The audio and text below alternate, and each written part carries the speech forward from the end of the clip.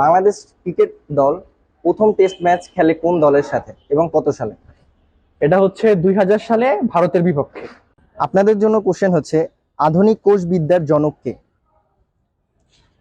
আধুনিক কোষবিদ্যার জনক কে? লিওনেন হ্যাঁ লিওনেন। আমি কি উত্তরটা লক করব?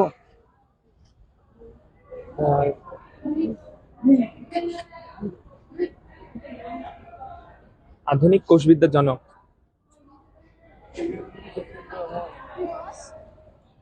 ওটাই তো হওয়ার কথা। 5 4 3 2 1। আপনার উত্তর ভুল। সঠিক উত্তর হচ্ছে সোয়ানসান।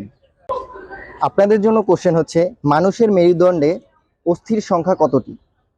24 না 25। মানুষের মেরুদণ্ডে অস্থির সংখ্যা কতটি? আমরা একটু টাইম নেই, এমনি বলতে পারি। 12টা 12। 5 4 3 2 1।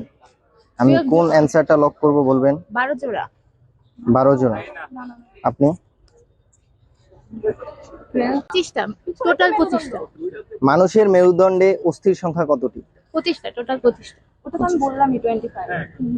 আচ্ছা আচ্ছা, সরি, আপনাদের কোশ্চেনটার উত্তরটা আমরা নিতে পারলাম না।